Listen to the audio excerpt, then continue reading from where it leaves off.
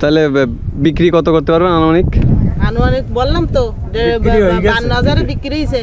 আমার লাভ আছে 47,000 টাকা লাভ। 47,000 টাকা লাভ।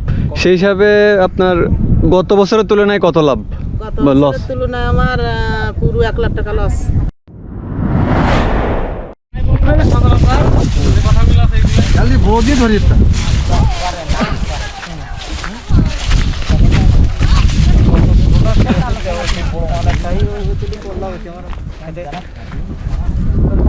তো আপনার এবছর ফলন কিরকম তরমুজের?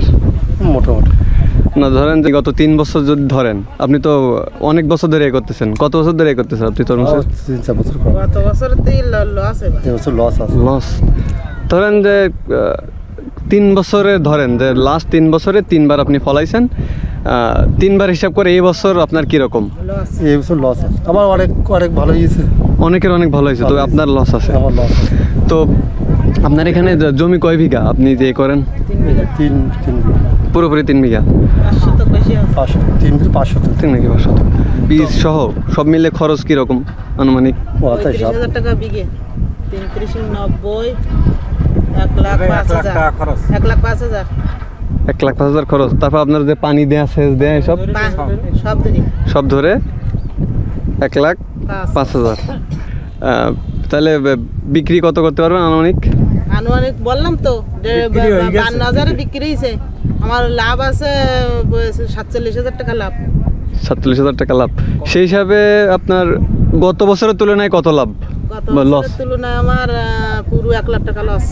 লাগাইছে বেশি, ফলনও হিসাবে বেশি মনে হয়, সেই হিসাবে লস। তাইলে আপনি কিভাবে কি ফলনে? ওই তো আমার এবছরে ফলন একটু কম আছে, একটু মাইর গেছে। বৃষ্টি হয়েছিল ওর জন্য কিছু সমস্যা? কোনো বৃষ্টির কারণে সমস্যা। বছর হচ্ছে আপনার কয়েক জায়গায় আমি দেখলাম যে হচ্ছে আপনার নিচে একটু পোচা পোচা মতো, ওটা কি বৃষ্টির কারণে? হ্যাঁ, লাস্টে যে বৃষ্টি হলো না, ওই রস বেঁধে গেছিল তাহলে। আবার অনেক জায়গায় দেখলাম হচ্ছে তরমুজ ভীষণ লাল কিন্তু মিষ্টি না, এর কারণ? ওর কারণ আছে একটু সারের ভাগ, মাল মেডিসিন তারা হয়তো বেশি ফেলি। তারা একটু বেশি সার দিচ্ছে, তাই? সারটা বেশি পড়েছে, কিন্তু ওই তরমুজটা অনেক লতা বাড়ি গেছে, লতার তলায় রৌদ্র পায় না, সেই কারণে তরমুজের তলায় রস আছে। ও, তাহলে তো এবছর আমি আরো 2-1 জনের কাছে ওইদিকে শুনলাম, তা ওদেরও আপনার সেই একই ঘটনা। তার মানে এবছর অনেকে দেখতেছি হয়েছে অনেক, কিন্তু একই বাঙালি তো ঘটনা কয়রাম দেবে। হ্যাঁ, লাভের পরিমাণটা কম। ওই শতকরা আপনার 10 জনের হবে লাভ, আর 40 জনের লাভ হবে না। মানে আসল হয়তো থাকবে, আর 50 জনের লস। কারোর শোনেন দাদা, কারোর হয়তো সামনে 2-5 লাখও আছে, আর আমার ওই 46,000 টাকা আছে। তাহলে আমি কি বেশি দেখতে পারবো? হ্যাঁ, সেটাই। আর আমার পরিশ্রম ফ্রি। হ্যাঁ, নিজেদের যে খাটনি ওর তো। আমারও তো 4 বিঘা আছে, আমার এখনো খাদ বেচিনি, কিন্তু আমার এখনো খাদ বেচিনি। এই 3.5 মাস পরিশ্রম করতি।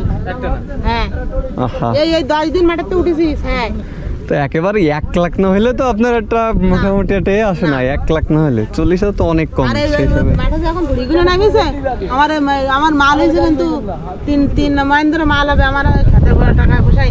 হ্যাঁ, আর এবছর রোদ অনেক, সেই রোদে যে খাটনি। আমরা কি এরকম মানুষ ছিলাম?